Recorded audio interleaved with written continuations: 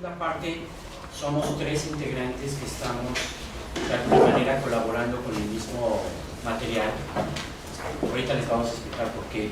Porque estaría primero el doctor Angulo y después vamos a ir participando de manera intercalada su servidor y Francisco León, artista digital, egresado de la escuela, con el cual hemos estado haciendo trabajo de investigación. Entonces, cedemos la palabra al doctor Jorge Angulo.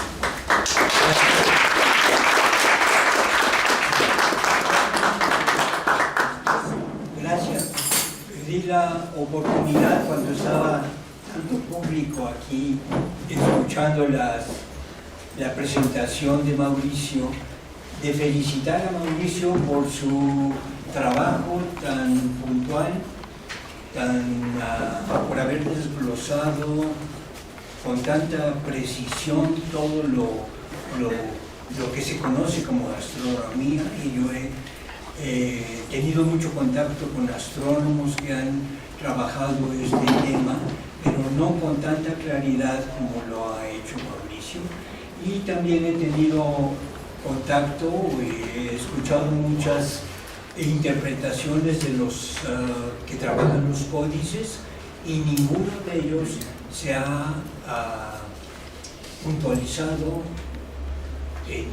ni analizado con tanta precisión como lo ha hecho Mauricio. Lástima que no está él ahorita, lástima que ya se acuerda. Bueno, pues lo vuelvo a felicitar por ese trabajo tan espléndido que ha hecho. Estamos aprendiendo mucho, esa es la idea, yo creo, de una escuela, de un intercambio, de que en cada momento hay algo más que aprender. Cuando cree uno que ya sabe algo, hay alguien que ha descubierto alguna otra cosa, y esa es la trayectoria de una vida de un verdadero investigador, de un creador, y de que lo se puede plasmar en el arte. Muchas gracias. Hemos estado trabajando en conjunto, como ya lo mencionaba el maestro Villaseñor, en trabajos interdisciplinarios, que es lo más importante.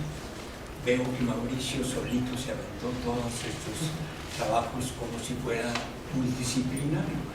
No tenemos todos la misma capacidad intelectual que acabas de expresar, pero nos apoyamos con trabajos interdisciplinarios de, quién sabe, de un tema, lo proyecta y se comparte con los que saben de otro tema para producir una investigación más integral. Siempre ha sido, desde muy principio, desde mi primer tesis de licenciatura, fue enfocada a Teotihuacán. Con esto me aproveché de una artista que le pedí que hiciera reproducciones de los murales de Teotihuacán, y sin pagarle nada, porque no era la época en que ganaba uno dinero, colaboró y trabajamos juntos, y yo aproveché los dibujos que ella hacía para basarlos en mi tesis. Por fin caímos en el matrimonio, pero Sí, ella la quiso la reconstrucción de Tlalocan. En esa etapa de búsqueda inicial, siempre me desconcertó mucho, y hacía yo caso de las de las críticas de los artistas que colaboraban en diferentes planos, que esas expresiones prehispánicas no conocían o no estaban tan adelantadas como las europeas.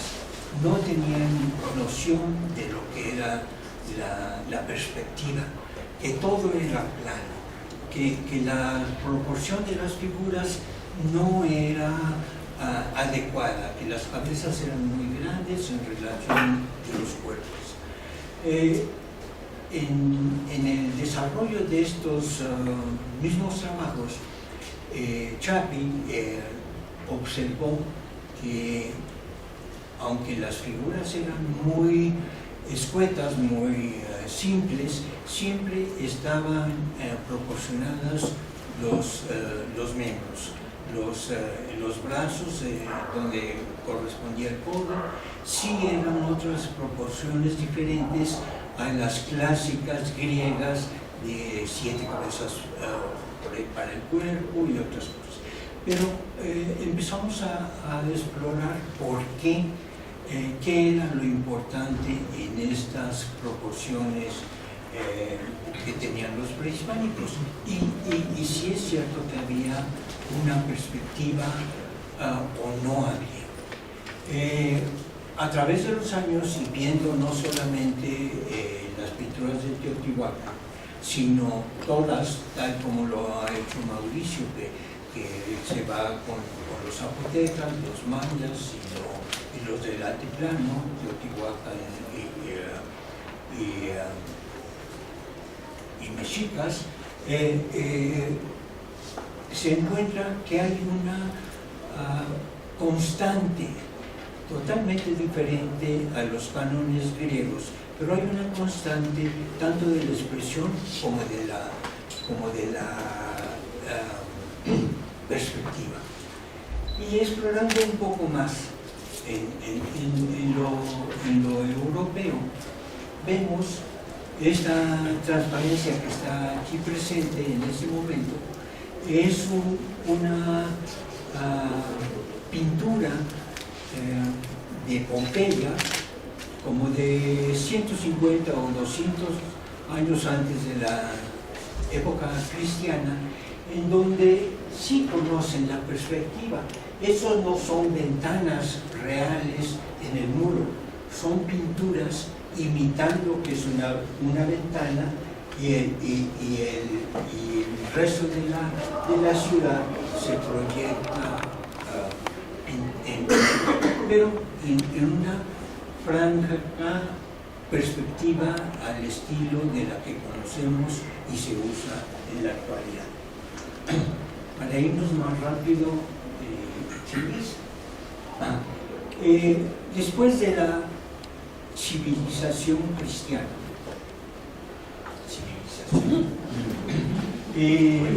se vuelve rechazando las normas, vamos a decir, que no eran aceptadas por la nueva tendencia del cristiano, se vuelve a los dibujos planos. Y esta es una representación en un lienzo del siglo X, en donde están representando un ataque de las fuerzas musulmanas en la parte alta y a un castillo en la parte baja, en donde están ocultos todos los componentes. No hay una perspectiva, vuelve a una etapa de representación en un plano, en una sola dimensión. Sí, para seguir. Ya hasta un poquito, es decir, hasta el Renacimiento, empieza a cambiar con el Renacimiento, buscando en lo griego y en lo romano, empiezan ya las perspectivas. Ya esta es una muestra de la pintura en donde hay claro punto de lejanía casi al centro de la pintura. Y estos son los puntos de que nos han estado acostumbrando en nuestra cultura occidental, que pueden ser un punto de fuga, 2 puntos de fuga, 3 puntos de fuga, no están expresados aquí, pero según quien esté planeando sus dibujos, sí. Y hay otro rompimiento más liberal en otra época, y aquí tenemos una pintura de Picasso en donde tiene un montón de puntos de fuga. El cuadro que está enfrente, o el espejo que está frente a la figura de Picasso, tiene 2 puntos de fuga que, si pueden ver, se van casi al centro de donde está el cuadro, pero la mujer que está viéndose en el espejo y dibujándose a ella misma en un cuaderno, tiene otros puntos de fuga para el cuaderno. Entonces hay una libertad o un rompimiento de estos estrictos cánones establecidos por la perspectiva que manejan puntualmente en la arquitectura y en todos los demás dibujos. Sí.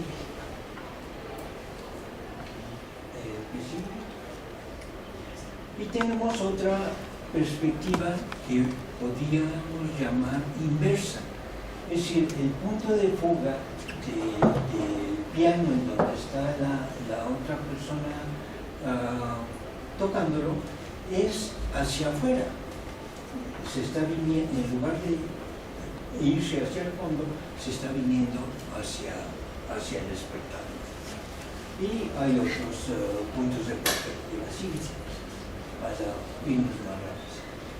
Y esta perspectiva loca, múltiple, de Escher, que tiene miles de dibujos en donde puede uno girar el cuadro y siempre hay un punto básico y siempre hay escaleras que suben o las que bajan, pero yo les recomiendo que ven estos trabajos de Escher, porque de veras lo hacen a uno visualizar mucho de lo que se puede entender como la perspectiva. Creo que con eso acabamos, ¿no? Ok, sí. Pasaríamos entonces a explicar cuál es la parte de... Una de las propuestas más importantes, nosotros nos configuramos como un grupo interdisciplinario de arqueología digital con el doctor. Y entonces, a partir del uso de nuevas herramientas y de las tecnologías que están viendo, las aplicamos, pero no tanto en el sentido de usarlas como herramientas de difusión, sino como herramientas de investigación. Tienen como las dos posibilidades, ¿no? En el caso de ustedes, seguro las van a usar más como una forma de expresar o de mostrar lo que están haciendo. Nosotros, en el campo de la investigación, lo que hacemos es retomar esa misma tecnología, pero la usamos como herramienta de investigación. Lo mismo que ha hecho Mauricio, ¿no? Es decir, estos desdobles, antes de que estuviera la era digital, en mi primer artículo que hice hace como en el 2010, por ahí, vinculado con esto, yo tenía que explicar de manera escrita cómo entender el desdoble, ¿no? A veces tenía que dibujar 10 o 15 bocetos, ya saben, stop motion, ¿no? De cómo va volteando la figurita, y sí, ¿me entiendes? Y ahora lo puedes hacer con un clic, ¿no? Si tuviéramos un Oculus, estaríamos dentro de la pirámide de Mauricio y estaríamos viendo cómo está la estructura, ¿no? Sin embargo, estamos 20 años atrasados con esta posibilidad.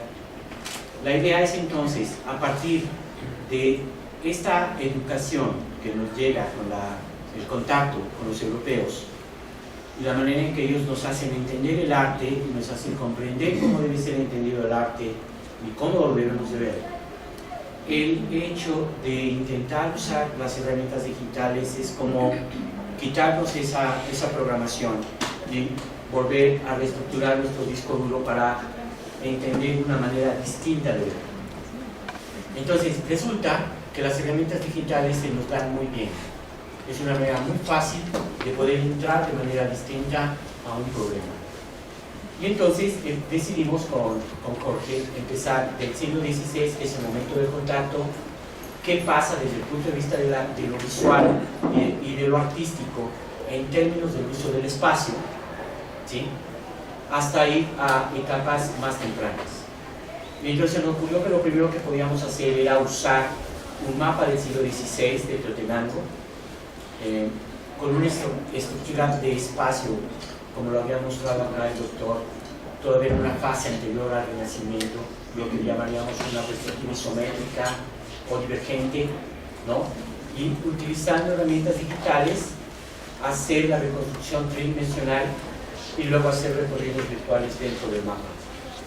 Con esto creamos la posibilidad de poder entrar a Teotenango en el siglo XVI y ver realmente cómo estaba construido. Porque pasa un efecto curioso. En cuanto estamos acercándonos, estamos enfrente de la imagen mesoamericana o prehispánica, es obvio, estamos con nuestra mirada occidentalizada. Tenemos que hacer como un trabajo de depuración para poder entrar a la imagen, que es un poco lo que ha hecho Mauricio con estos ejercicios, como yo les mencionaba, ¿sí? Entonces, lo primero que buscamos es la perspectiva.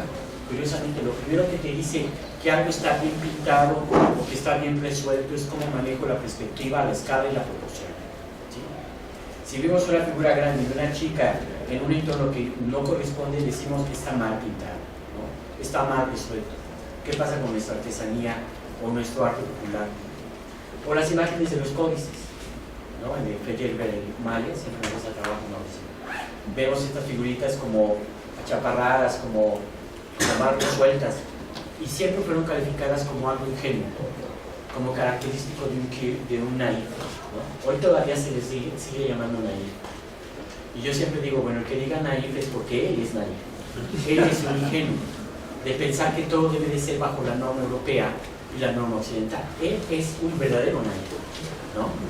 Porque acá lo que está pasando es que es un manejo tanto de la escala como de la proporción, como del espacio, con un código diferente, y lo que se me hace más importante plantear con una manera diferente de ver el arte, lo que entendemos nosotros por arte, ¿sí? Y entonces, bueno, este sería, vamos a ir tratando de narrarles cuál es el discurso. Este es el mapa tal como se ve en el siglo XVI. Si quieres detener, ¿podemos detenernos? No se puede, ok, lo dejamos correr y ahorita voy a explicarlo. Esto está todavía en una perspectiva isométrica o divergente, eso es antes del Renacimiento, ¿okay? Hay un acomodo del espacio, sí, pero es distinto. Entonces dijimos, bueno, ahora vamos para atrás, vamos a darle volumen a través de las herramientas digitales. Lo primero, pues, parar las fachadas, ¿no? Y luego entender que eso tiene un volumen, para poder entender después cómo está la estructura.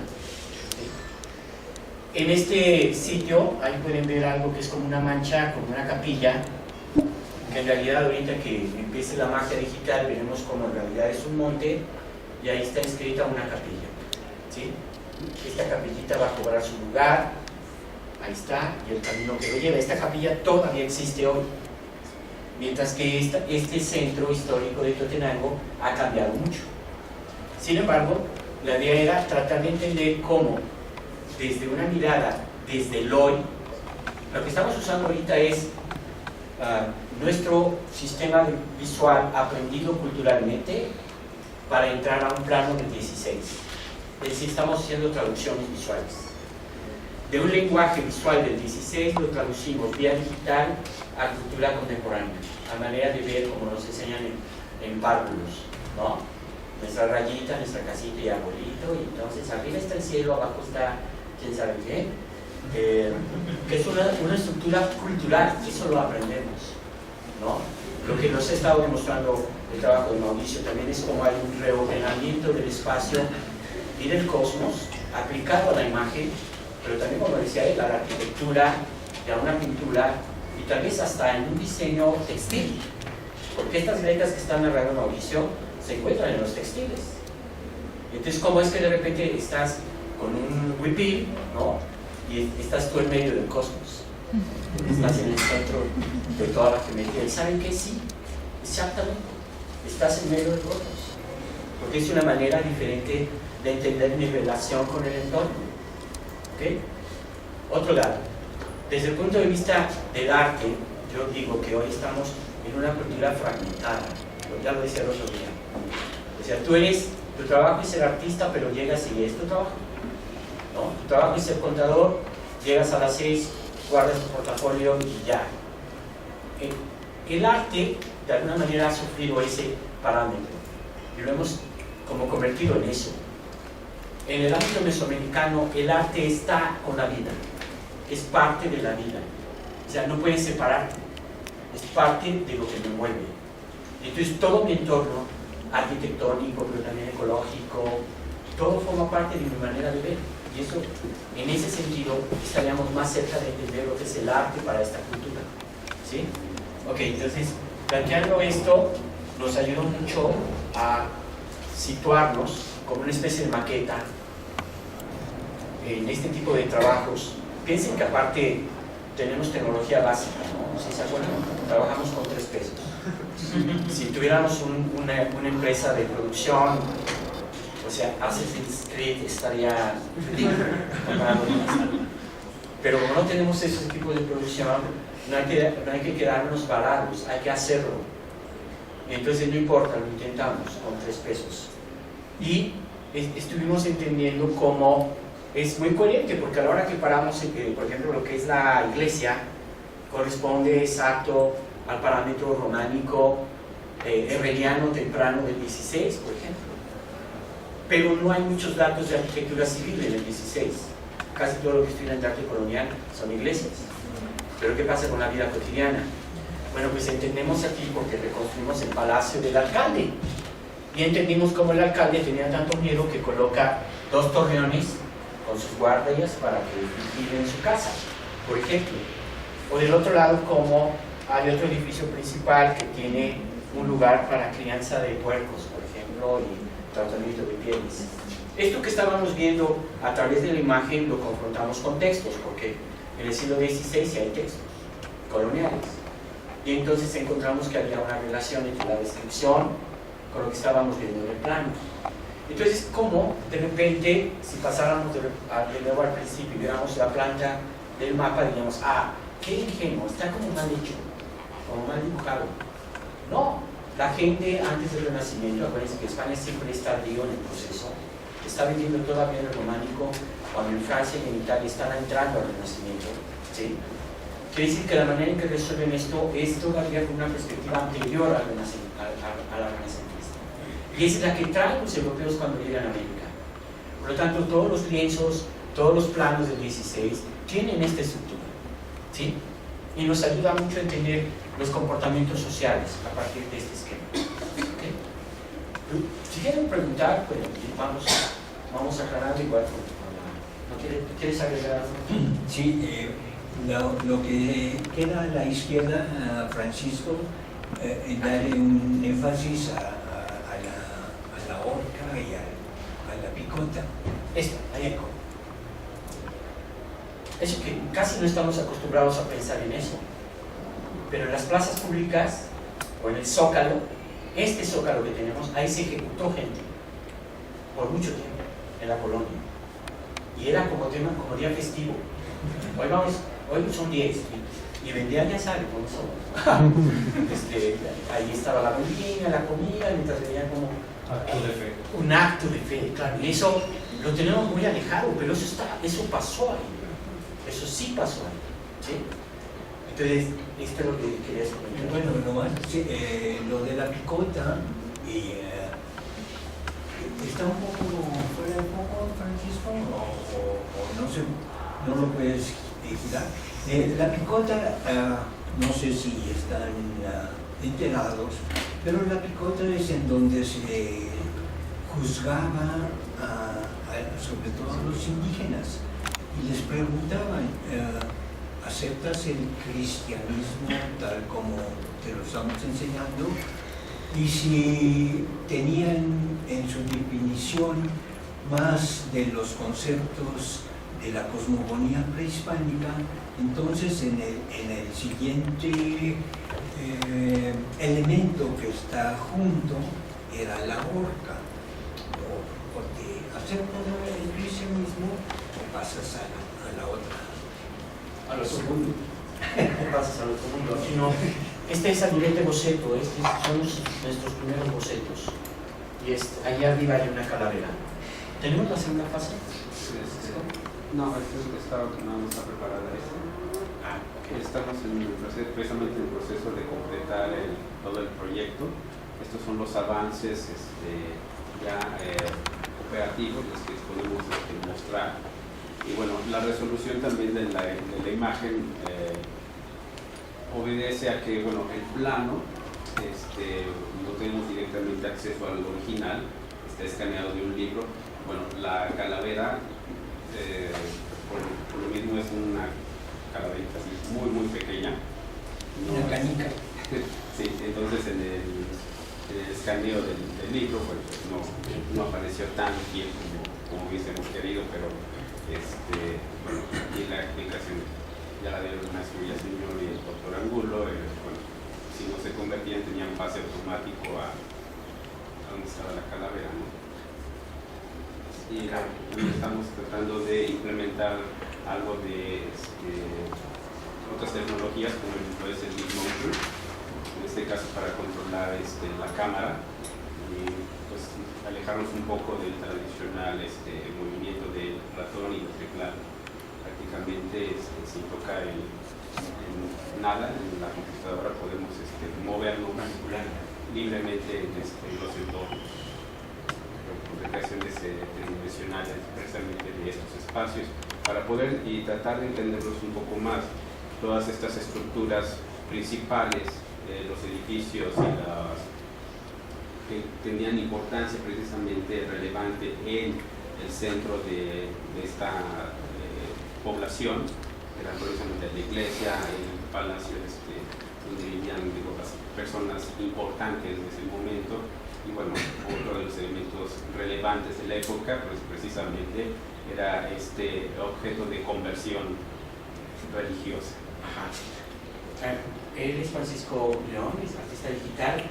Si quieren preguntarle cualquier cosa técnica, él será culpable de poder resolver.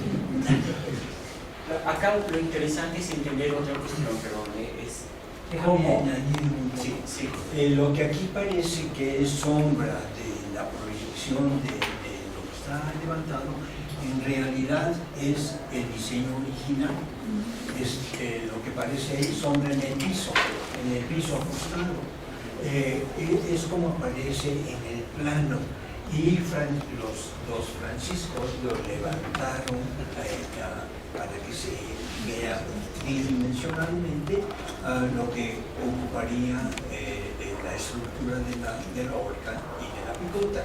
Entonces contamos solamente cuando se ve el plano con esa mancha, con ese diseño del centro, que aquí en el levantamiento parece que es una proyección de la sombra con la luz en la parte posterior. Bueno, acá está pasando algo muy interesante, creo. En su generación les va a tocar decidir en esto, porque finalmente esto es una simulación, ¿de acuerdo? Es simular una realidad que antes no podíamos hacer. Les puedo repetir, ustedes vean cualquier libro de arqueología, lo que van a encontrar son dibujos a línea, ¿no? Son dibujos a línea hechos con una misma calidad de línea, cuando el original tiene variación. Quiere decir que lo que muchas veces estudiamos son simplemente esquemas. Eso se ha llegado a confundir tanto en la antropología y en la arqueología, que hay investigadores que sustentan todo su planteamiento en base a un esquema que se hizo y no es el original. Hay un desfase por esa tecnología que había en esa época. Con la tecnología que tenemos hoy nos podemos acercar muchísimo más y podemos entrar más a esta posible lectura. ¿Se acuerdan que decía antes con lo de Mauricio? Recuérdense que todo el mundo mesoamericano no hay escritos que describan cómo se hacía esto. No hay tratados de anatomía, no hay tratados de geometría. Todo eso lo tenemos que ir deduciendo y cuesta mucho trabajo. ¿no? Lo que ha estado haciendo Mauricio y otros equipos es tratando de encontrar secuencias constantes, ¿no? Patrones. Y esto es una cuestión de un ejercicio meramente visual, pero la simulación nos ayuda mucho. Ahora, ustedes están muy impuestos a jugar, pues, ¿no? Y están como muy acostumbrados a estos entornos. Por lo tanto, pues esto lo verán así como muy primarito, ¿no? Pero recuerden que aquí estamos, aparte de que si es una simulación, estamos recreando algo real que es histórico. ¿Ok? Ahora, en un futuro inmediato, en un futuro más o menos temprano, va a haber necesidad de que muchas cosas las estamos perdiendo. Y entonces, ante la posibilidad de que se pierdan, es mejor tener un escaneo de eso y tenerlo en un mundo digital. Por eso hay un grupo de europeos que le llamaron ARCA. Entonces, en esta ARCA dijeron, bueno, no vamos a meter animalitos, vamos a meter patrimonio cultural. Entonces hay una capilla que se está destruyendo, que se está cayendo, y que seguramente se va a caer.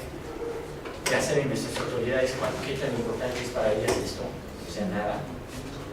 Lo que hay que hacer es registrarla, y con este tipo de métodos podemos preservarla en el tiempo, y no solo si llegas a tener nietos o bisnietos, seguro lo van a ver. Cosas que nosotros ya no vimos de una generación que no pudo tener un resguardo de un montón de libros.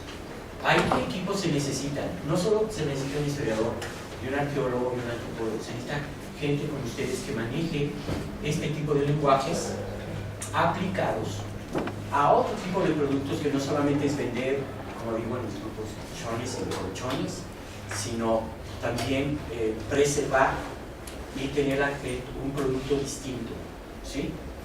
Y apenas estamos avanzando. Si tuviéramos entornos realmente inmersivos, como les digo, estaremos con otros sistemas de proyección. Esto ya está pasando a la prehistoria. Los sistemas de proyección ahora son 360 o en esferas y tú estás dentro del entorno. Eso viene muy pronto. Pero ¿qué falta ahí? No hay contenidos, ¿no? Me acaban de enseñar el óculo y todos los contenidos que están, con lo cual están introduciendo esa tecnología. Y pues ya saben, es el paisajito, es yo en el lago, yo en tal lado, ¿no? Pero si eso lo aprovechamos para tener otro tipo de contenidos que no nos va a dar la empresa privada porque no le interesa, tienen que salir de instancias educativas y de centros de investigación, donde necesitamos gente como ustedes, que también maneje estos lenguajes, ¿no? Entonces por eso Jorge y yo nos divertimos mucho porque nos inventamos algo y resulta que Pancho y Luis sí lo pueden hacer. Y se supone que no se podía hacer, y entonces ellos sí lo hacen. Entonces vamos a ver otro caso. Acuérdense que nuestro interés es qué pasa con el espacio en el árbol. Es digamos, el grupo en el que estamos. Esta fue la reconstrucción que yo hice de la pintura de los mitológicos, está publicada. El original estaba absolutamente desgastado y en esa época mi tecnología era absolutamente analógica, así es que, y sin embargo pudimos animarla y entender cómo está la solución del espacio. Algo que de repente aparece que está en una especie de perspectiva de sándwich, resulta que en realidad no está narrando planos y nos está narrando una interacción de los elementos. Yo siento que aquí sí se acerca mucho todo esto al cómic, es decir, es como congelar el movimiento, y mucho en la pintura prehispánica también es como dinámica contenida, pero está narrando una escena con una acción. El problema es que no tenemos el código, y todo lo vemos plano y horrible. En realidad es como si nos pusiéramos unos lentes con la mirada prehispánica y diríamos, ah sí, claro, se está moviendo, Quetzalcóatl está saltando en el agua, y hay dos grupos diferentes que están participando. Y ahí sí quieres explicar algo, Jorge, de tu teoría. Bueno, aquí tenemos que considerar, casi siempre se piensa que Teotihuacán, desde sus inicios hasta el final, fue planeado como una gran ciudad, con todas la traza urbana, con el eje principal de lo que llaman el Micaotle o la Cancha de los Muertos, y que todo lo teotihuacano popularmente se dice que es igual, que fue una sola cultura. Pero ya adentrándose dentro de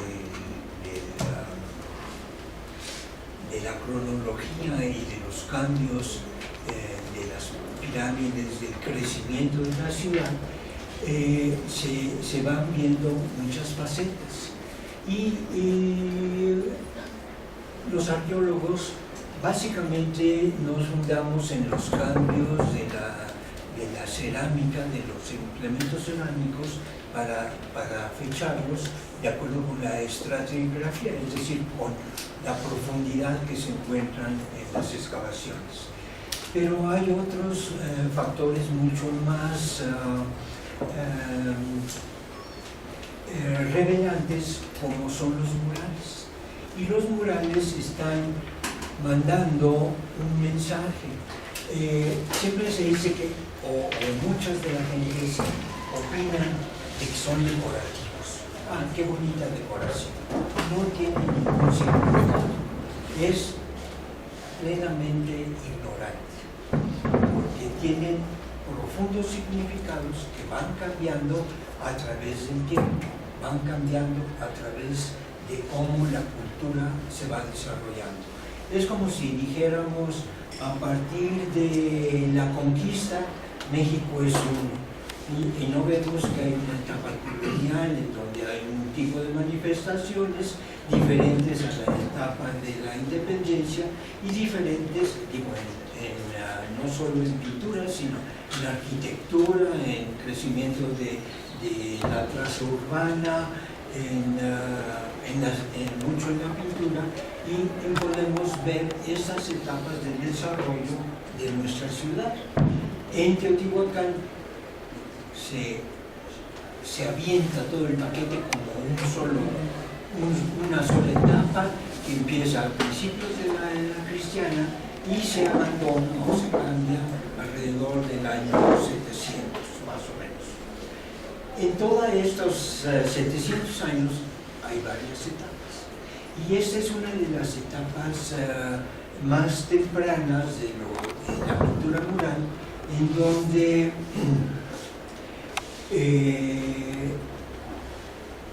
hay cambios políticos, y cambios políticos representados a manera de figuras totémicas marcadas en animales.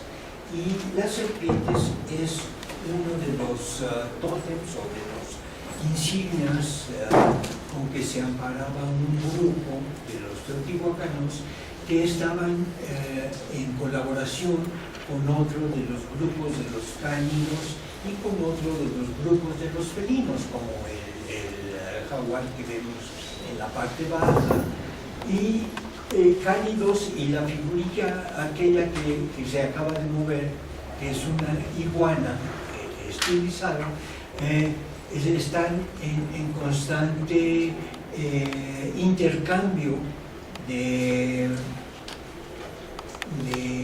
poderes entre lo que es Teotihuacán. Y aquí, en este mural, está representado ese intercambio de poderes marcado en los animales. Los que se amparan con las serpientes y los que se amparan con los cánidos y los felinos.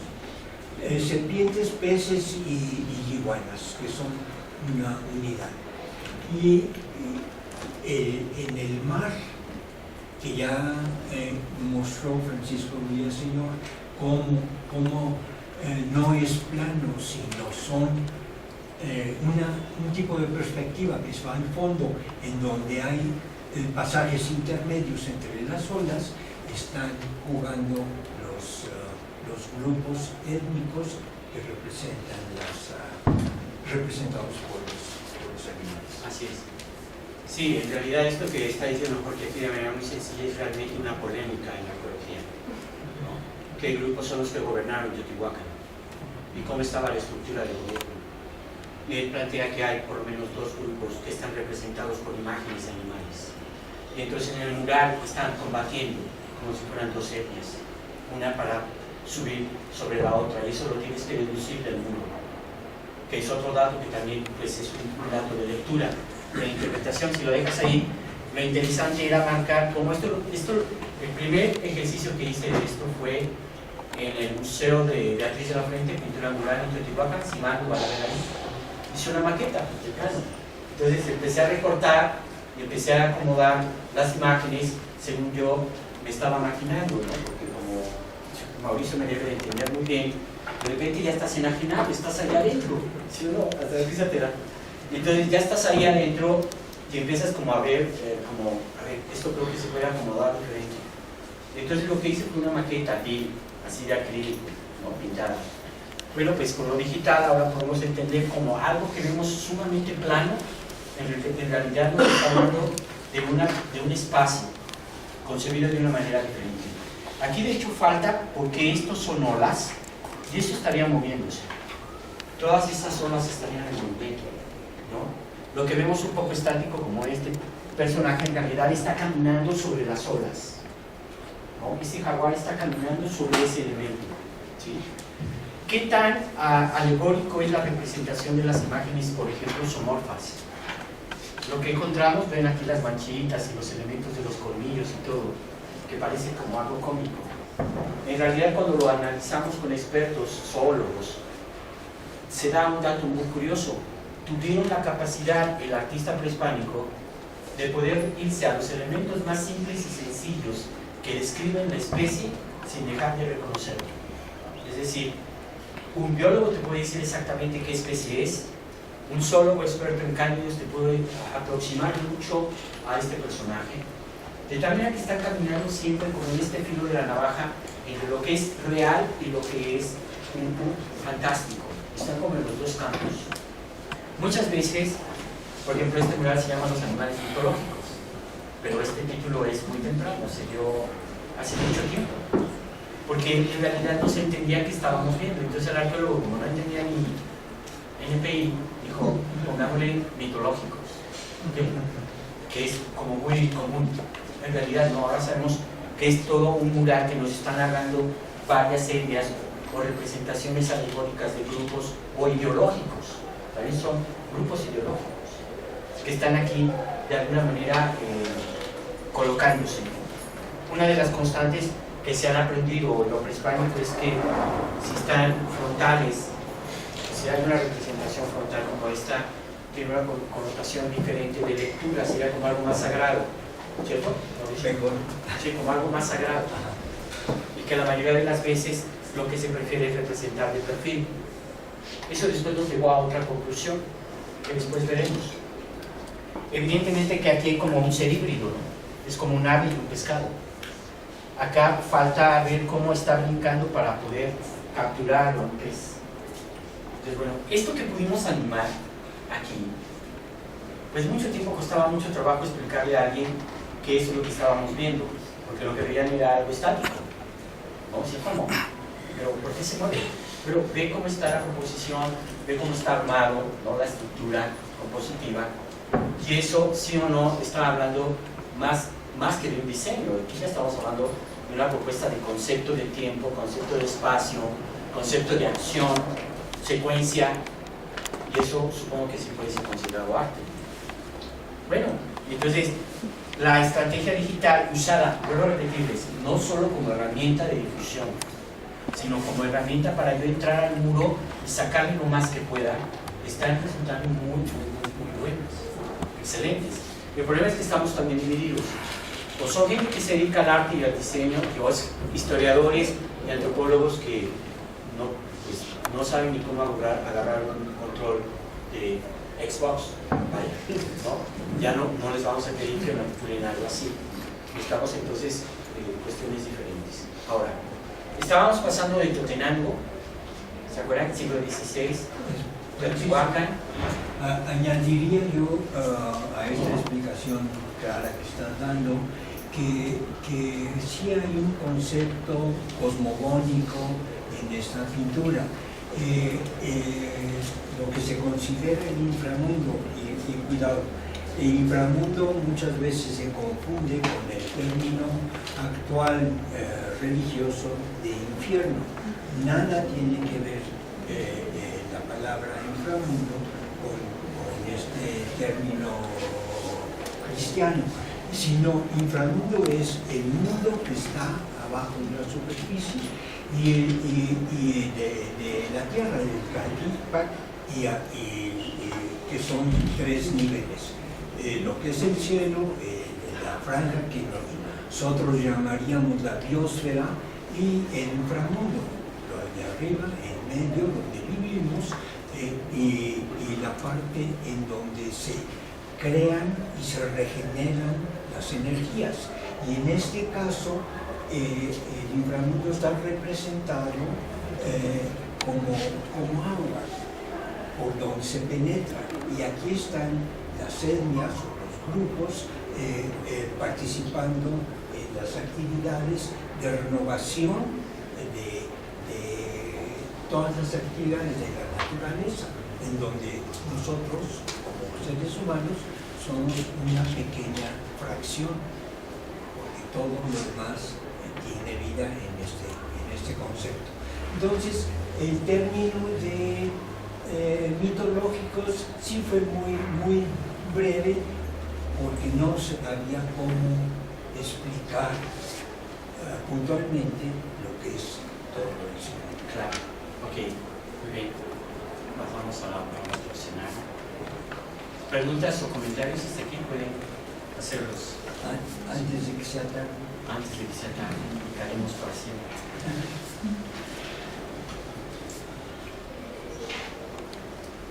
Igual que la parte visual, de generación de cualquier cosa, igual podemos explicar.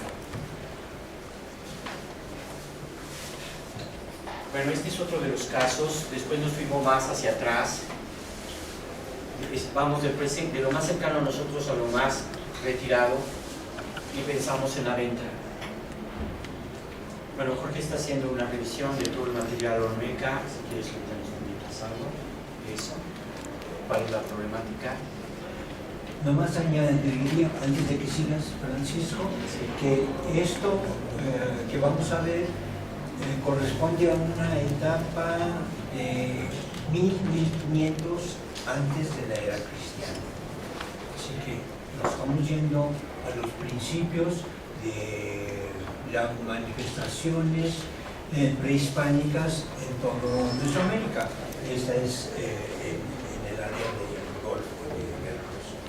El Golfo de Veracruz. Bueno, pues si no han visitado la zona, aquí hay un mapa de así turístico para entrar.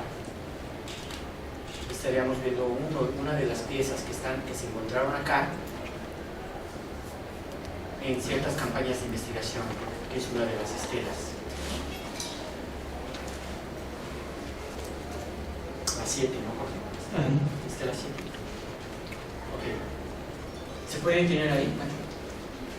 Bueno, ok, vean rápido, traten de entender un poco cómo está conformado este monolito.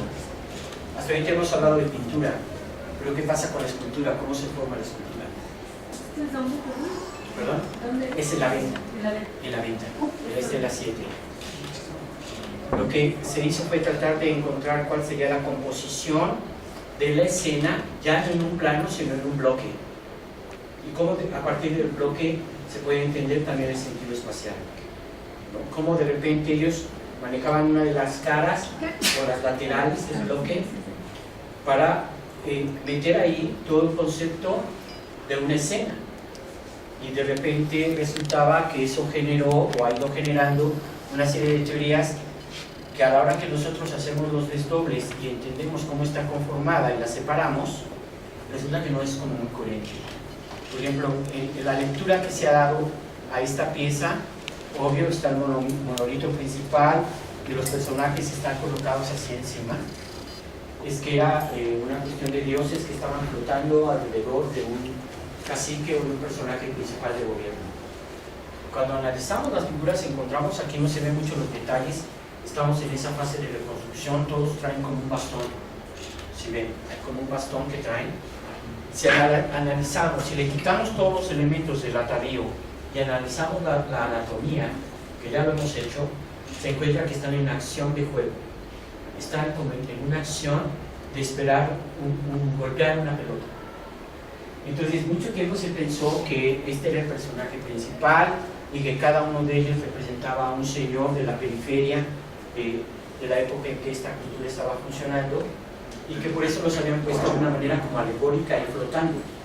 Pero de nuevo, ahí estamos funcionando bien como europeos, porque resulta que todo lo que quede para arriba, según nosotros, en nuestra idea del espacio, está flotando.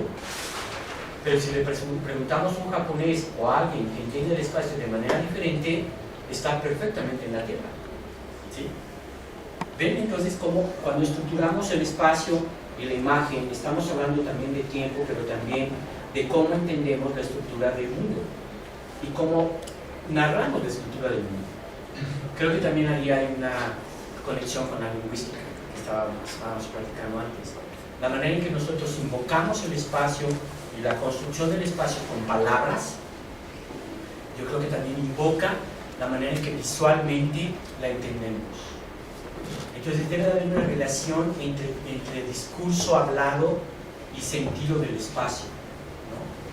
Si lo encontramos a veces en algunos casos, por ejemplo en la Chinantla, cuando fuimos a buscar las tumbas, la gente se ubicaba en términos de espacio, pero de color.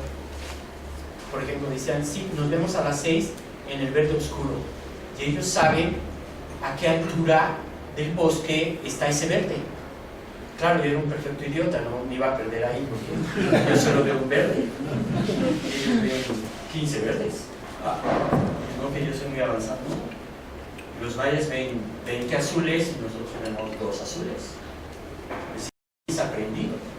Es algo que está dentro de nuestro entorno. Entonces, cada que ellos llegaban, a la que decíamos en el Oxxo de Eje Central, en medio de la sierra de las comunas, y llegaban perfecto, y estaban hablando en términos de espacio, geografía o topografía y color. Entonces yo creo que ahí nos falta también como trabajo, pero en equipos, obvio, nadie va a poder saber todo, ¿no? Necesitamos hacer equipos colaborativos, ir trabajando sobre estos asuntos. Y bueno, esta es una, obvio, esto es lo que nosotros decimos que es un juego de pelota, donde el personaje principal es el que está en el axis mundis. ¿Se acuerdan que ayer hablábamos del axis? No estaba. Bueno, pero Mauricio sí nos refirió un poco al axis mundis, ¿no? Que es esta parte central, ¿no? Zenit, Nadir, es el 5, el último punto. Mauricio, no me dejes hundir, sí, es el 5, ¿ok? Entonces, este está en el eje, imagínense en el bosque, en un gran ritual ceremonial donde hay un fuego que replica el movimiento del cosmos, ¿no? O este juego interactivo, no sé, esta lectura que se ha dado también. Digo, sí tenía un sentido lúdico, sí también, pero también acuérdense lo que menciona Jorge. En casi todo lo que vemos del mundo mesoamericano no existe concepto decorativo. Casi todo tiene una lectura, aunque lo portes en el cuerpo o sea tu vestimenta, ¿no? Las mujeres saben que en algunas comunidades qué emblemas portan en sus diseños, y eso dice quiénes son o qué grado tienen en la comunidad. Y entonces es impecable, tú lo estás viendo, no hay forma de confundirte. Eso generaría como un civismo, ¿no? O sea, sé cómo comportarme porque visualmente reconozco quién es, no necesito preguntarle, es algo que estoy viendo. Eso también lo hemos perdido mucho. Ahora, como decimos, estamos en la ciudad más poblada del mundo, casi, pero somos los más solitarios que han existido, ¿no? Hay un problema de soledad increíble.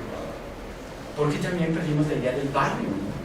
Y de esta comunidad que forma parte de estas lecturas también. Entonces, esto que es un primer experimento que de alguna manera contradice la lectura tradicional que hacen los arqueólogos, deriva del experimento a partir de lo visual.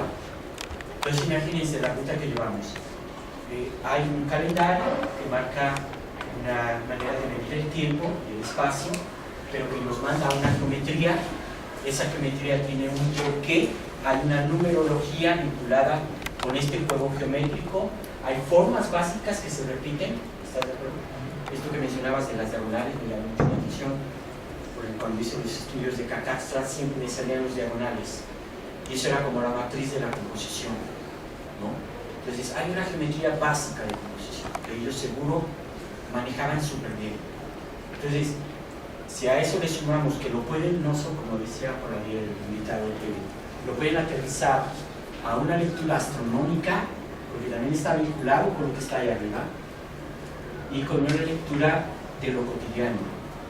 Están todos los niveles compendiados en una imagen súper poderosa, muy muy fuerte. Cuando vayan a una zona arqueológica sentirán eso.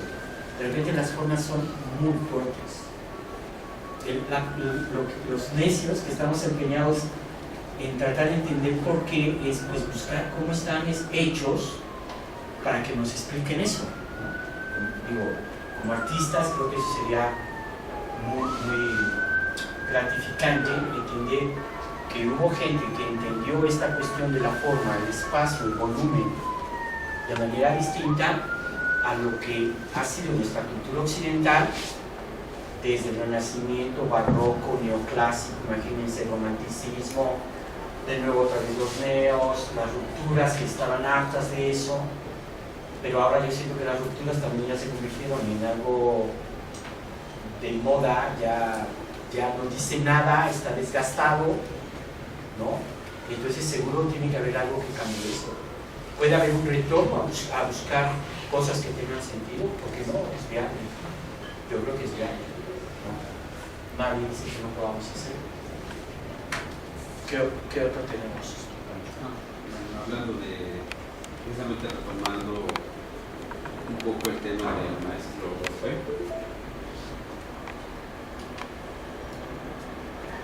estuvimos precisamente, compartimos el espacio y el tiempo hace casi 8 años. Ajá, creo que sí, Dios.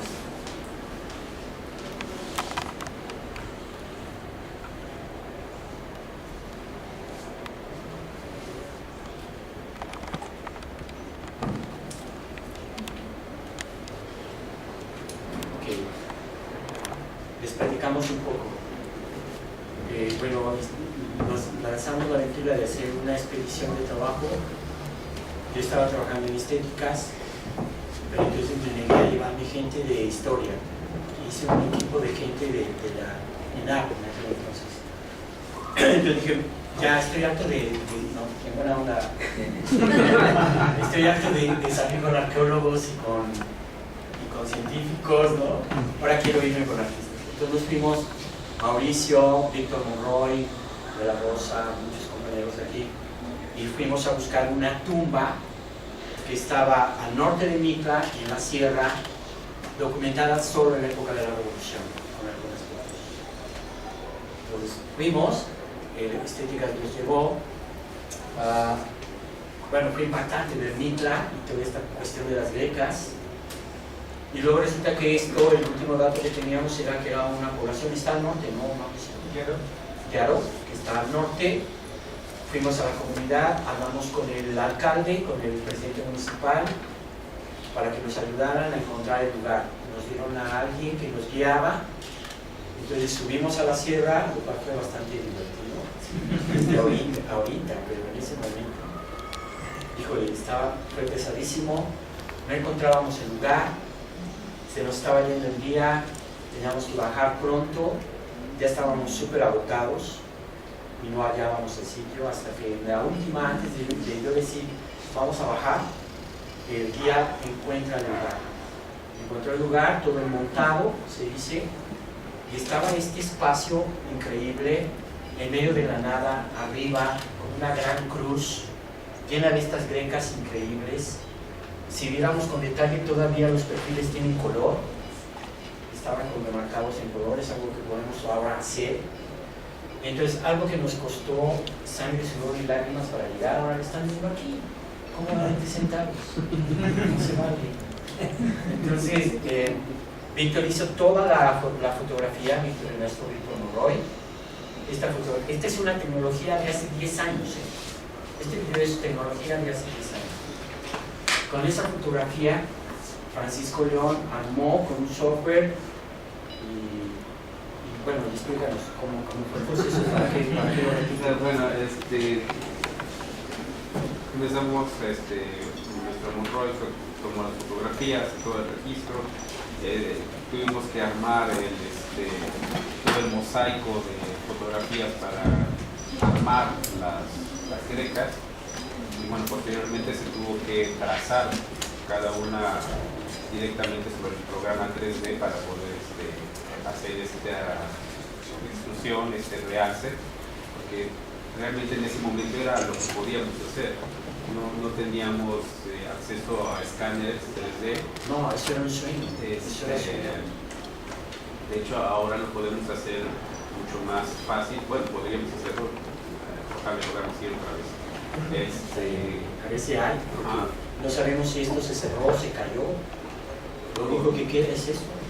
Podríamos repetir esto con técnicas de fotogrametría y nos daría una reconstrucción también muy cercana al escaneo láser, y bueno, tanto en texturas, volúmenes.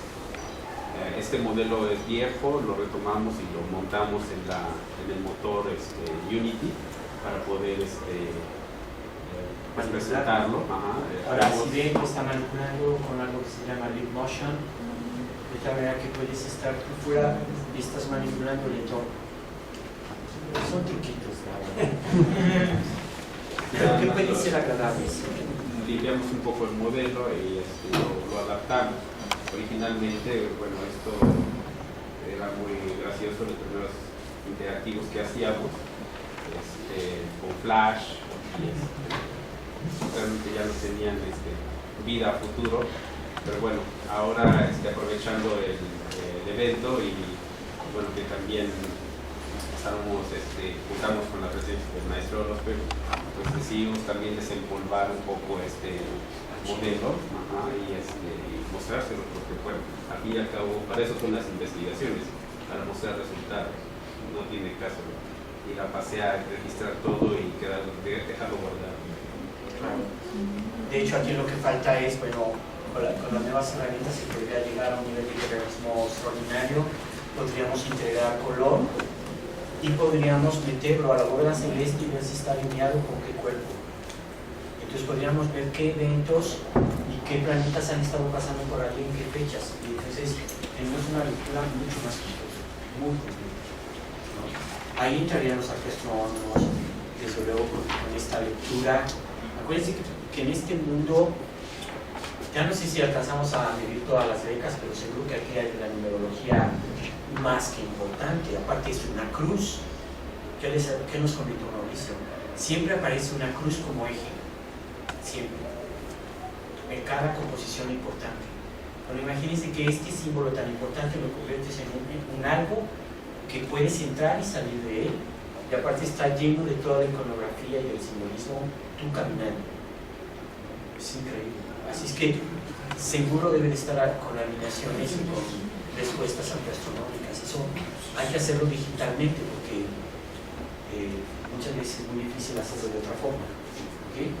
¿Qué necesitamos ahí? Pues animación, programación, necesitamos gente que haga fotografía especializada. En este campo es muy difícil encontrar fotógrafos especializados. Cuando les he notado, ¿no? Siempre es muy complicado llegar a ese fotógrafo. Hemos padecido de algunos. Y bueno, con la tecnología de ahora que estás viendo la imagen en tiempo real y que puedes arreglarla ahí en tiempo real en la computadora y puedes meter filtros a un muro donde aparentemente no se ve nada, podríamos estar haciendo rescates increíbles del patrimonio. En aquella época era de tomar la fotito, de acuerdan de ese rollo, yo le rezaba no sé cuántos para que realmente saliera algo. Llegábamos a México, explicaba que se habían velado 5, había que regresar. Era terrible. Ahora la tecnología es usar como uso la tecnología para fines de investigación. Y por otro lado, cómo egresados de arte o de diseño pueden tener como opción de trabajo colaborar en proyectos de generación de nuevo conocimiento. Aparte de que tú tengas tu producción, ¿no? Porque desde luego, después de estar tanto tiempo inmersos en este mundo, sí resulta interesante como refrescarte y empezar a hacer obra diferente. Por lo menos a mí me pasó. Era como exorcizar un poco eso. Pero ya es otra cosa, ¿no? Aparte es tu trabajo. Piensen que mucho de nuestro patrimonio no está resguardado, ¿no? Hasta les es divertido cuando van a una hacienda, se suben a los muros, los rayan, y lo que no entienden es que eso a la vuelta igual ya no va a estar. Es algo que yo creo que tiene derecho, todo el derecho de las siguientes generaciones de poderlo ver, ¿no? De poder saber que ahí está, y ellos hacer su propia lectura, porque eso también, ¿no? Las herramientas nos llevan a distintas lecturas. Y bueno, en otra de las experiencias estuve haciendo la reconstrucción de Cacaxtla, y una de las cosas que nos quedan pendientes es lo que yo llamo los rostros pintados. ¿Cómo los rostros pintados van a hacer? Aquí lo está agarrando él. Eso como ¿no? ¿Cómo le puedo dar vuelta? Y esto responde a un modelo, una escultura que hice, real, que fue escaneada. Y entonces ahora la puedo tener aquí virtual. Todo esto genera, puedes ponerla de perfil, por favor, mueve tu manita. Aquí está la manita robótica. En los códices y la pintura mural aparecen de perfil. Mi hipótesis es que si completamos el diseño puede ser que cambie la lectura, porque estás viendo otra forma que se completa porque está a la mitad. ¿Sí? ¿Están de acuerdo? Sí. Ahora, esto, como en este otro caso, por acá, no me la pintes, tiene lecturas distintas, obvio, ¿no? Cada uno de estos tiene una interpretación diferente.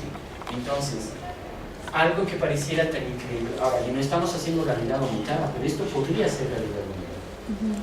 Es decir, podría tener orgánica y estar explicando en un proceso cuál es la estructura, por ejemplo, de cómo entienden ellos el cuerpo como soporte para dar un mensaje simbólico y decir, estar en un ambiente distinto. Porque estas pinturas y estos elementos que traen en el atavío los están calificando, les están dando una connotación del mundo. Eso está en pañales, apenas hay descripciones de cronistas del 16 que hablan de la pintura facial, pero nunca lo han visto como una expresión plástica, lo han visto solamente como una descripción, ¿no? Vean, es justo así como lo encuentro en el mural. Ya lo hiciste interactivo. Bueno, hay algo que se llama iWalk y se podría hacer interactivo esto. ¿Sí? ¿No puedes hacerte una robótica? No, robótica. Bueno, es justo como se ve en el mural. Claro, tiene atavío, tiene, digamos, un tocado, una vez el penacho se ve es tocado, ¿no? Y aparte tiene todo su vestuario. Ayer estaba la maestra Ana hablando de vestuario, joyería y accesorios para estudiarlos en el ámbito mesoamericano. Pero aparte de que tenían estos tratamientos de pintura facial, tenían todo el vestuario, ¿no? Y eso también está muy poco estudiado. Apenas hacemos descripciones. De repente ese es el problema. Los historiadores del arte están demasiado preocupados con ya rápido saber qué quiere decir la forma. Los arqueólogos han caído en el pecado de solo describirlas y decir en qué muro están. Y entonces necesitamos a alguien que entre y nos explique cómo se construye ese muro. Y entonces, aunque tengan toda la buena onda los compañeros de la ENA, pues igual no les alcanza porque no es un tema. Tenemos que ayudarles un poco con buena onda y que ellos también nos ayuden a liberar estas maravillas para entender una cosmogonía totalmente diferente. Ahora, esto, como también lo hemos comentado, no está tan lejano de nosotros. Si caminamos de aquí a Milpalta, ya estamos en ese mundo. La gente vive en ese mundo. Cuando trabajamos en las comunidades, bueno, Jorge tendrá mil anécdotas que contar, porque han estado metidos trabajando mucho en estos ambientes, ¿no? Y luego, la gente vive ahí, no es cierto que ya no esté, eso está ahí. Entonces, como diseñador quieres vender un cartel que publicita papas o no sé, y calzones o no sé qué, cuando para ellos el mundo es otra cosa. O sea, ni siquiera es interesante eso. Pero tú crees que sí, ¿no? ¿Por qué? Porque no hay muchos Méxicos también que estamos hablando del mundo mexica, pero que en Teotihuacán ni siquiera sabemos quién hizo Teotihuacán. Todavía tenemos que saber quién hizo Teotihuacán y cómo se llamaba. Y entonces vamos avanzando muy lentamente, muy lentamente.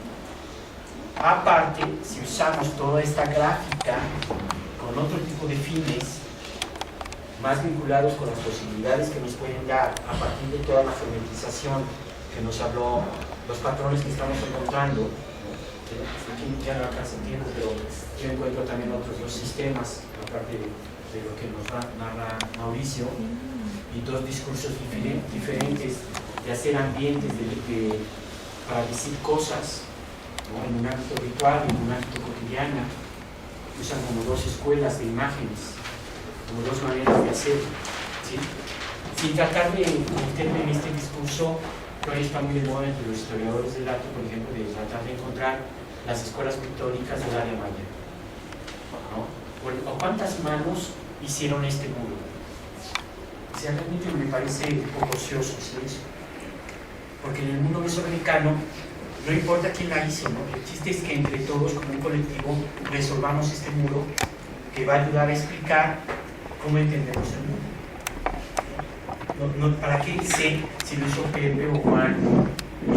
Estamos aplicando un modelo de un galego contemporáneo para autenticar obra y poderla vender, cuando acá eso no tiene sentido. Si queremos entender las escuelas pictóricas, también me parece que es una ruta errónea, pero que creo que debemos entender más son cómo están construidos los lenguajes. Y entonces sí, también como comentaba, retomando el comentario de Mauricio de ayer, que no escribieron, en la última propuesta, un artista visual hace una propuesta, y entonces correctamente Mauricio decía, bueno, y eso que tú me estás mostrando, que tiene que ver con lo que vimos, la Toltecayo, el sentido de la muerte y la vida, cómo ordena el universo. En el diseño igual, no es solo copiar, es como si copiáramos solo una greca sin toda esta explicación que nos dio Mauricio y ponerla en una bota, ¿no? Y decir, es que estoy haciendo diseño. Sí, tal vez, ¿verdad? Pero ¿por qué no entendemos lo que es la greca y le damos un sentido gráfico hasta para hacer una escenografía o cambiar nuestros espacios? O sea, puede tener todas las aplicaciones posibles. El problema es que no lo conectamos.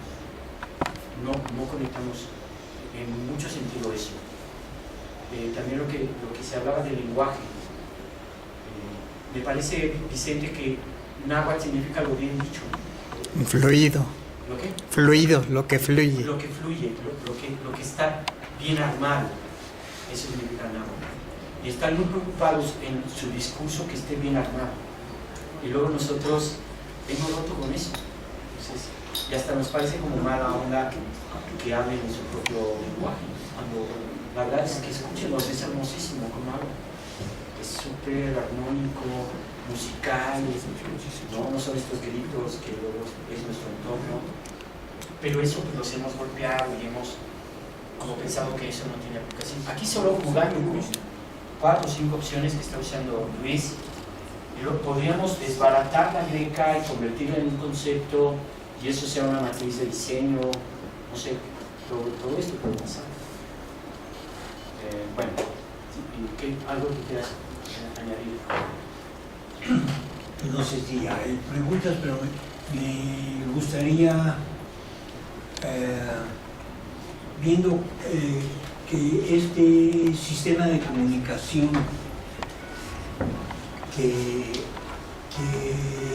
durante la conquista acusaron a las culturas prehispánicas de ignorantes por no tener una escritura. Y dijeron, les vamos a enseñar a escribir. Cuando el sistema de escritura era total y de comunicación, no era a través de las palabras que ahora conocemos, que se desglosan en como alfabeto o como términos sináricos que se van poniendo juntos para expresarse tanto oralmente como gráficamente, como en escritos.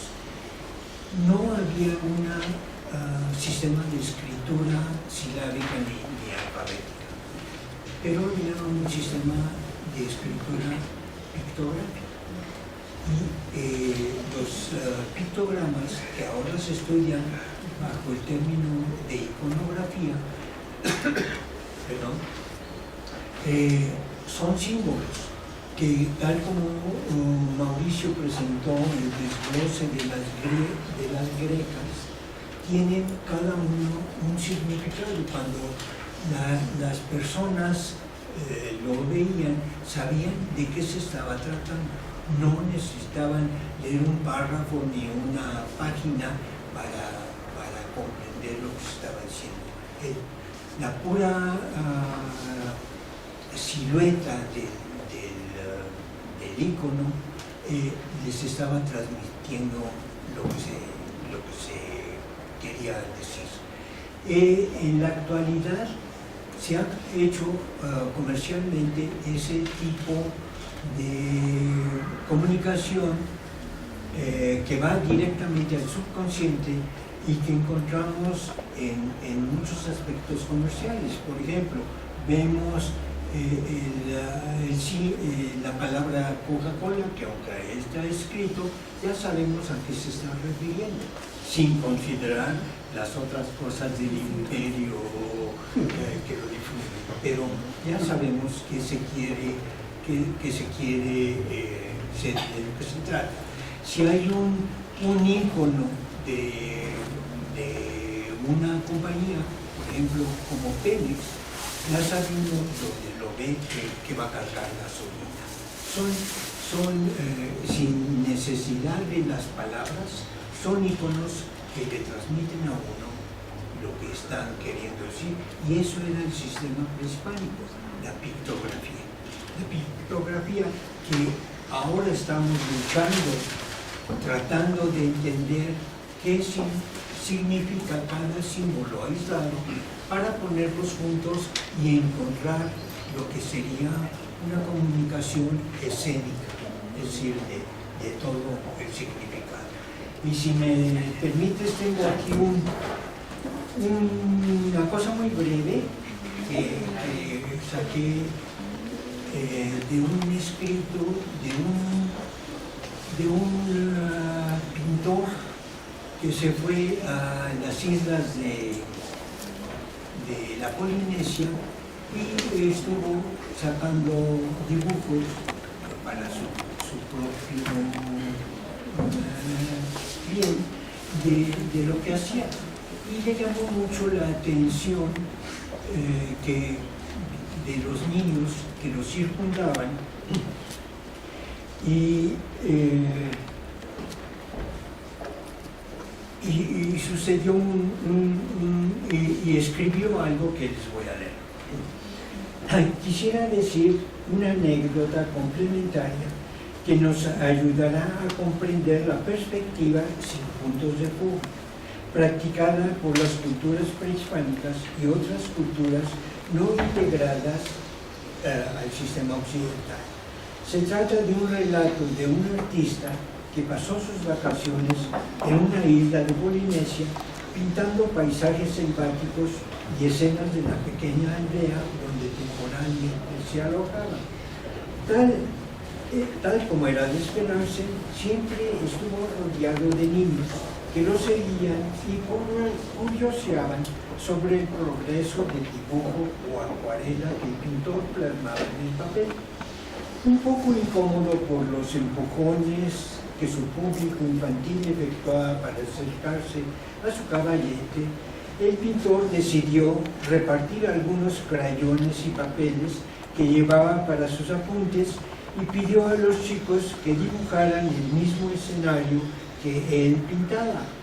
Entonces, compuesto por una pequeña plaza circundada de las casas de más importancia, un poco como lo que vimos en Tenango, y una calle que se extendía hasta el bajo horizonte de una ladera cubierta por un espeso follaje que se perdía en las lejanas montañas.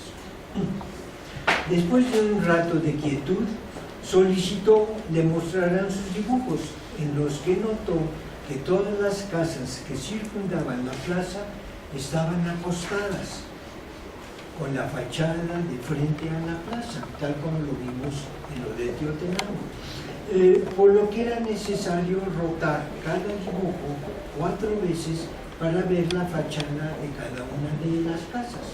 Notó también que las casas sobre la calle que se perdían a la distancia tenían el mismo tamaño y la misma intensidad de color que las casas que estaban en primer plano.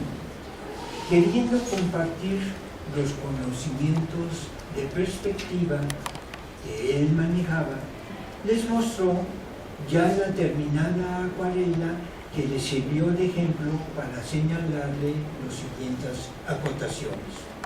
1. Que la visual tomada desde un solo punto de vista permitía ver el frente de todas las casas que circundaban la plaza a un mismo tiempo, sin tener que rotar los papeles. 2. Que las casas más lejanas debían pintarse de menor tamaño que de las que están más cerca, para así señalar la distancia entre ellas. 3. Que tanto el follaje como las montañas debían pintarse en colores más pálidos y desvanecidos para señalar que estaban en un segundo o tercer plano respecto a la plaza que se encuentra en primer plano. Después de unas de esas doctas explicaciones, los niños solo comentaron entre ellos: ah, lo que él quiere es que se pinte como se ve, no como son. Increíble anécdota, ¿no? Eso creo marca mucho. Sí, Alicia. ¿Es de Gauguin o de quién es? ¿Es de qué? ¿Gauguin, el artista? No, es un pintor no como de principios del siglo XX, igual que Rodin, sí, pero que no tiene un gran nombre. Eso lo publicó en esa revista de la UNESCO que se llamaba El Correo, que desgraciadamente ya no se edita. Ah, gracias. Sí, pero es curioso, sí coincide un poco con Gauguin y esa. Y Gauguin llega a ciertas conclusiones visuales parecidas. Sí. ¿Alguna otra pregunta? Bueno, entonces daríamos que dar preguntas, comentarios, lo que quieran que tratemos. Sí. Mi pregunta es acerca sobre la distribución. Ajá. Este tipo de experiencias o trabajos que están haciendo, ¿de qué manera se van a dar a conocer al público? Ya, es muy buena pregunta. Es muy buena pregunta porque aparte, entre otras cosas, sí nos hemos dedicado como a ser gestores de eventos culturales. Y resulta que, por desgracia, en México es lo que les importa menos a la gente. Es muy difícil fondear, es muy difícil gestionar recursos para poder darle salida a esto. Si es de la parte institucional o de gobierno, no más. Hay algunas empresas privadas que sí quieren aportar, que sí tienen intenciones, pero que es muy difícil aterrizar los fondeos a la parte práctica. De tal manera que no nos queda más que el territorio de la academia y el territorio de las redes en eventos culturales sustentados con algún tipo de apoyo, porque claro, también tenemos que comer. Y entonces, que eso es lo que luego se supone que no debes hacer, ¿no? No puedes como vivir de esto. Claro que puedes vivir de esto, es lo que hacemos. Y tienes que cobrarlos bien, ¿cierto? Que también eso falla mucho.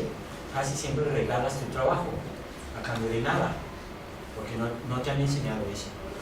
Entonces, por lo pronto, estamos constituidos en el centro de investigación de la FAD, porque nos da la posibilidad de poderlo proyectar en foros de difusión cultural, semanas de arte, coloquios, que de entrada es la primera salida. ¿Sí?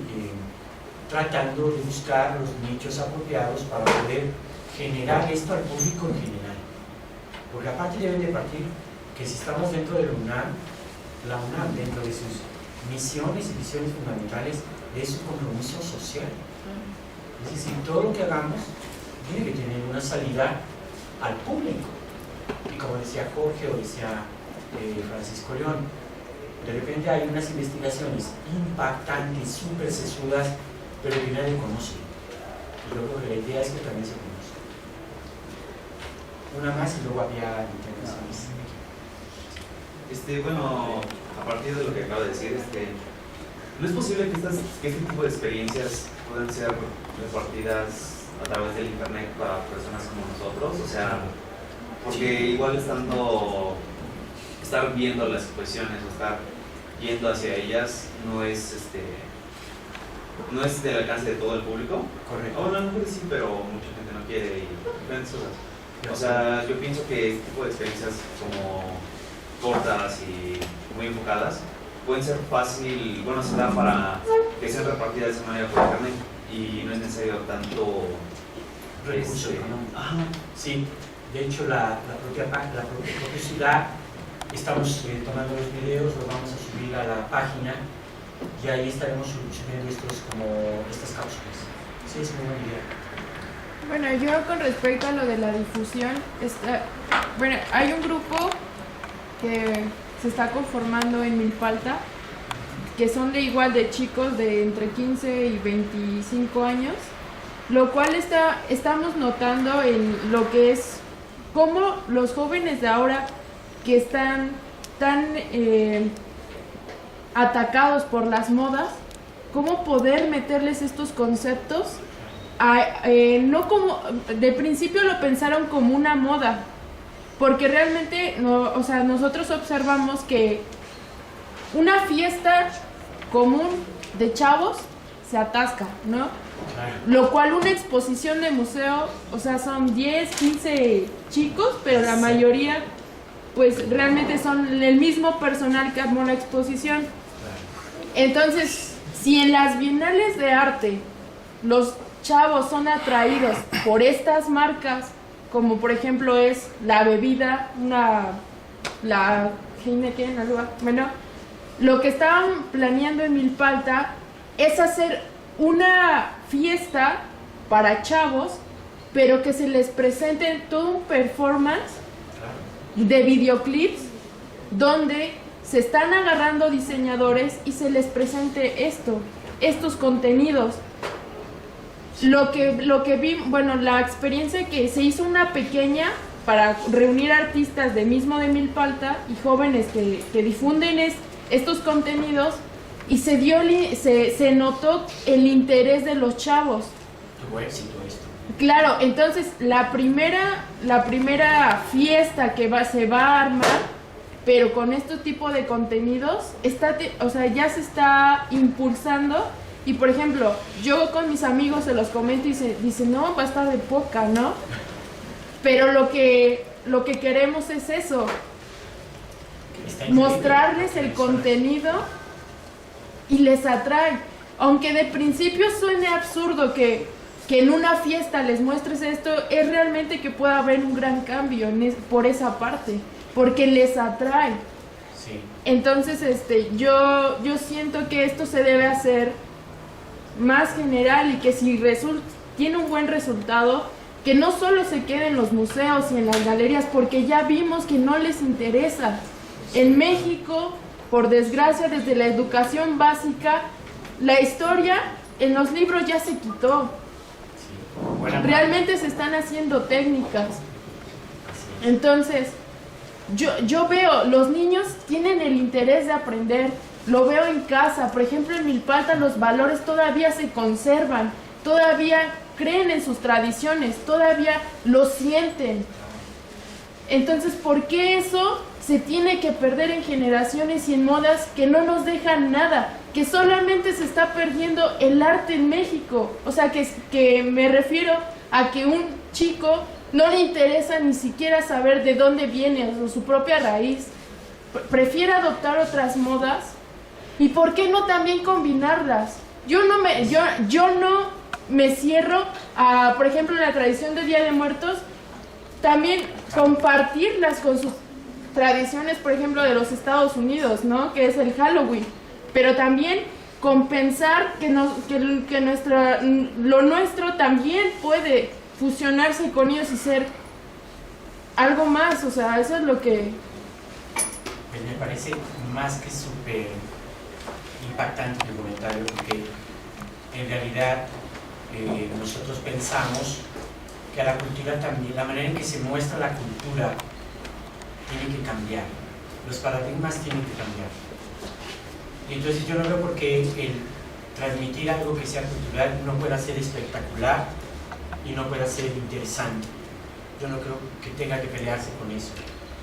Yo creo que si aprovechamos las nuevas herramientas de comunicación visual, y ahí tienen ustedes mucho que hacer, podemos dejar tan solo de ir a ver un objeto que está dentro de un capelo, que también es válido, hay gente que le encanta, está bien, pero yo creo que hay otras posibilidades no exploradas. Es que es la parte triste pero también motivante de México. O sea, está tan triste que todo puedes hacer, solo es cuestión de que te organices. Ahora, lo que tú mencionas es totalmente cierto, antes de darte la palabra. Bueno, la cuestión de que les decía yo es que esta cultura nunca se murió, está viva, ¿no? Las tradiciones ahí están, hay que revalorarlas, no hay que convertirlas en clichés, que luego ese es el problema. Hay que darles una salida diferente. De hecho, estábamos con un grupo aquí en la escuela, con el maestro Enrique Betancourt, hablando con la comunidad, trabajando con la comunidad. Le platicaba al maestro Jorge Angulo que notamos que tienen mucho patrimonio arqueológico que encuentran en la cosecha y cuando están trabajando en el campo. Yo les proponía hacer que yo les regalaba el diseño de un museo comunitario para que entre todos lo conformaran, ¿no? Pero bueno, estábamos con el gobierno del señor anterior, el señor Las Cabañas, y entonces no progresó el proyecto, pero es una manera de trabajar con esta comunidad tan viva. Cerca de Xochimilco hay comunidades muy vivas, muy fuertes de esto, que habría que, como tú dices, trabajar. Tampoco se trata de como negar, como tú también dices al final, negar lo que viene de otro lado. Más bien, en el momento en que tú estás orgulloso de tu identidad y reconoces en ella valores, puedes estar en cualquier punto, porque vas a tener parámetros de comparación. El problema es que como no llega, la gente toma identidades de donde puede, ¿no? Porque todo esto es como muy hermético, ¿no? También creo que también hay que desmitificarlo, y que también viene del pueblo, es del pueblo y tiene que llegar al pueblo, aunque estemos un poquito de raros estudiándolos, ¿no? Pero al final se trata de que llegue a eso. Entonces yo creo que la Facultad de Artes y Diseño, estando dentro de estos barrios tan atractivos culturalmente, tan ricos culturalmente, tendría que recuperar programas de interacción con la comunidad. Pero también recuerden que no todo siempre sale de las instancias de gobierno. Y también recuerden que si algo tiene la universidad es que ustedes como estudiantes tienen la posibilidad de plantear cosas. Y eso también es muy importante que no lo quieran visto. Sí. Bueno, Sí, para no caer monólogo. Bueno, es que me pareció interesante el punto que tocaron, ¿no? Pero yo considero que esto no es tanto de hacerle como un show, ¿no? Porque en realidad es algo que nos pertenece a nosotros, y en lo personal como que a mí me duele, así me hiere el corazón, el alma, lo que quieran, lo que sientan, que es nuestra cultura, son nuestras raíces, pero a pesar de que nosotros digamos esto, ni siquiera lo conocemos, ¿no? Me he dado cuenta que hay artistas de otros lugares, de otros países que están aprovechando nuestra cultura, y eso me duele, neta me duele, ¿no? Y pues sí cala, ¿no? Pero pues de alguna manera como que debemos de tomar eso, como usted dice, ¿no? Como un impulso. No, yo me veo como los toltecas, que un tolteca, según yo, tolteca significa artista. Entonces, ¿o qué significa tolteca? ¿Sí es artista? Es artista, ¿no? Pero como yo lo considero, ese concepto para mí es artista, pero de la vida, ¿no? Porque todas estas culturas antes de nosotros traían una forma de ver el mundo que, a pesar de que yo no estoy en eso, se me hace muy interesante. Y ahí va mi pregunta, que era de como cuáles serían los puntos claves para de verdad comprender o leer sus obras de la manera adecuada, para no como para recibir ese mensaje. Ahorita estaba escuchando lo que decía Doctor Jorge. al doctor, de lo que eran como se vieran y no lo que eran. Entonces ahí entro así como en un dilema, ¿no? Porque también es que hay varias formas de lectura y un montón pues, se puede decir, ¿no? Pero de alguna manera, ¿cómo se leería para que entender lo que está ahí sin suponer cosas? Pero de alguna manera la supondríamos en el simple hecho en el que esa cultura ya no está. Desapareció. Entonces, como ¿cuáles serían esos puntos claves para recibir ese mensaje? No sé si quieras comentarle algo. Está complicado. Bueno, ayer se habló de la toltecayo, una forma de vivir y de morir. Y extrañamos mucho de vista de esto. Porque ahí estaban las respuestas que buscabas, algunas de ellas. Las vamos a subir en video. ¿Lo quieres puntualizar en una frase o en unos cuantos puntos para saber lo que es el profundo significado? Que está escrito en los primeros relatos de los conquistadores, más bien de los frailes que vinieron con los conquistadores y se interesaron por saber cómo era la cultura. Pero escribieron lo que preguntaban a los informantes que estaban vivos en ese momento, pero tradujeron lo que les contaban a la manera que ellos lo entendían. Entonces, son los únicos documentos que tenemos para explorar un poco lo que decían en el momento de la conquista sobre lo que ellos pensaban. Está distorsionado no solo por la traducción, sino por la interpretación o verlo con los ojos del occidental que estaba escribiendo para hacerlo entendible a su comunidad de los propios conquistadores. Hay muchas tradiciones que todavía quedan y, como decía aquí la compañera, que quedan sobre todo en poblaciones que se han defendido de caer en la corriente civilizatoria, como lo dicen entre comillas, que tiene nuestra cultura. Nuestra cultura que trata de apegarse más al occidental. Hay muchos remanentes de ese pensamiento que se han logrado defender y hay artículos que en la actualidad se han escrito por los etnólogos o los etnohistoriadores de que nos valemos para entender un poco lo que eran esas culturas, que son cientos de libros donde toman varios aspectos que se van absorbiendo a quienes han interesado sobre lo que era, pero hay siempre una simbiosis, es decir, hay una mezcla de pensamientos impuestos sobre todo por la religión, que decían los prehispánicos o los anteriores a las culturas de la conquista, eran salvajes que no entendían a nuestro Dios. Y entonces hay que civilizarlos, hay que acabar con su idolatría. No hay una idolatría en ese momento.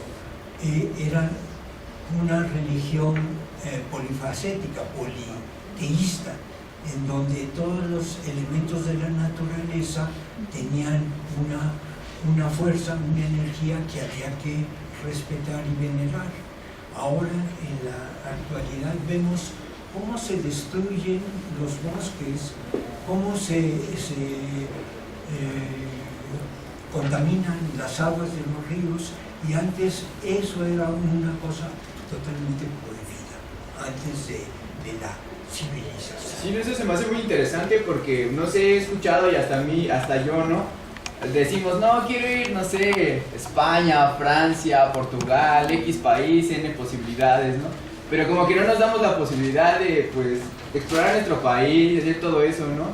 Porque a mí me interesaría transmitir ese mensaje, esa vida mística, mágica que tenía, como que sería interesante atraparla y pues transmitirla, ¿no? Como decía la compañera y el compañero de allá, ¿verdad?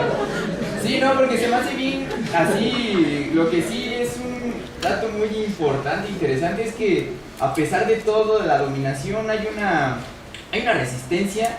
Y bueno, que digo, órales, o sea, el amaranto, por ejemplo, o sea, es un objeto de ellos que ha sido descontextualizado, ¿no? Recuerdo que por ahí en una clase de antropología, me contaron que el amaranto para los aztecas era un alimento así sagrado. Hacían figuras, representaban dioses y los arrojaban al pueblo, como la oblea esa que te dan en la iglesia. Eso, pero era el amaranto. Yo le hice una simple golosina, ¿no? Y los tianguis, que a pesar de que decimos, ay, yo ya soy niño nice, ¿no? Ya acá, que no sé qué, pero voy al tianguis, ¿no? Entonces me hace muy interesante que a pesar de que nosotros le ignoremos, como ese mismo misticismo resista por sí mismo. No nosotros le digamos, órale, sino, no, eso simplemente está ahí. Pero sí estaría como padre el comprender mejor ese mensaje de cómo ver la vida y aplicarlo en tu vida misma, como que de alguna manera así poderlo transmitir a los demás. Pues tienes una tarea para la vida. Hay muchas disciplinas. En amaranto se han encontrado las propiedades alimenticias que son muy grandes. Ahora lo usamos como golosina, pero es mucho más que eso. Y era no solamente un alimento de los dioses, sino era también para el pueblo. Y no pierdas la oportunidad de, si puedes ir a Francia o a cualquier otro país, vas a aprender mucho también por la comparación con lo que tienes aquí, y te va a interesar más profundizarte en tus raíces, comparándolo con las raíces de otros lados. Es lo que pasa, ¿no? Y por eso te intrigas más diciendo, órale, hasta nosotros tenemos más que dar, pero no nos damos la oportunidad de explorarlo, ¿no? Hay que absorber. Vamos a darle palabra. Sí. Bueno, ya por último, yo hace como 2 meses ya levanté una exposición en la cual vine a buscar aquí artistas o chicos de diseño que pudieran hacer propuestas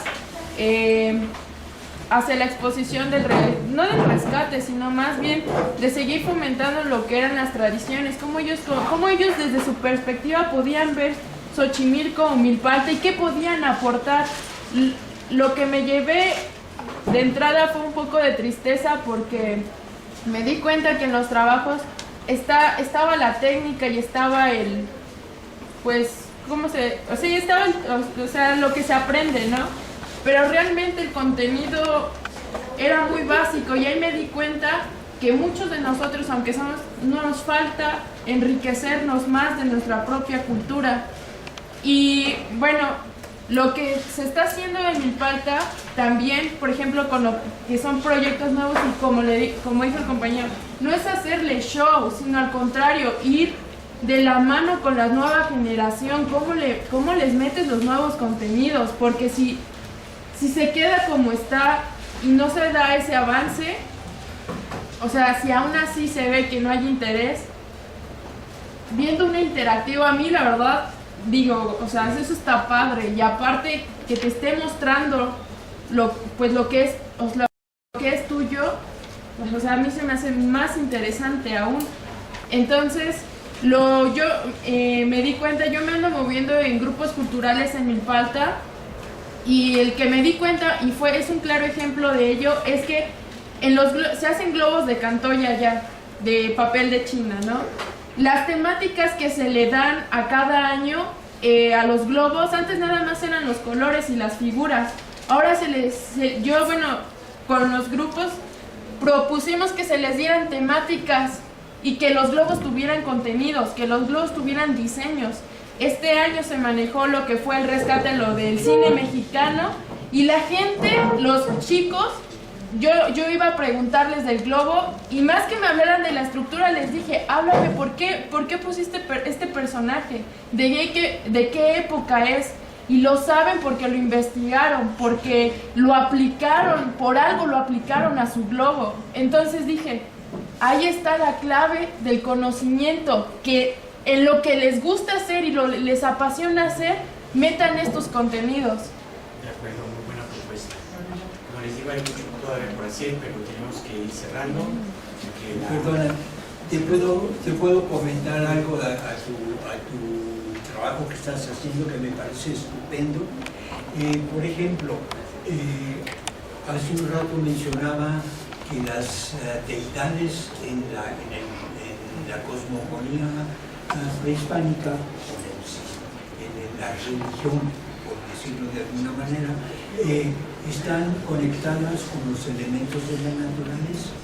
En un globo de Cantoya, ¿qué elementos hay? El aire, El fuego. Y ahí tienes representaciones de dos deidades que pueden estar englobadas en el globo. Sí, hay cosas que se podrían hacer vinculándose con todos estos contenidos. De hecho, hay un anuncio. Se va a echar a andar lo que se llama la televisión iberoamericana. Me parece que pronto. Es un convenio con todo el cono sur de España y México. Y lo que están demandando son contenidos. Entonces, hay países en el cono sur, como bueno, en Sudamérica, súper avanzados, que están trabajando sobre eso, que tienen muy buenas propuestas para una televisión de contenido, ¿no? En las distintas franjas para niños, adolescentes y adultos. Y las propuestas que está haciendo México tienen que ver mucho con este tipo de rescates, pero también hace falta generar más contenidos en este sentido y ligarlo con la comunicación, con los medios y las propuestas creativas, que pueden ser de cine, bueno, telenovelas, como ya hablamos algo diferente.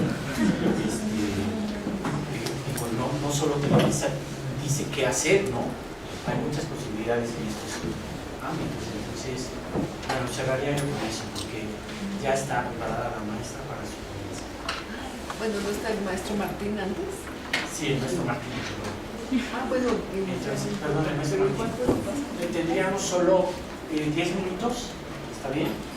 Y entonces continuamos.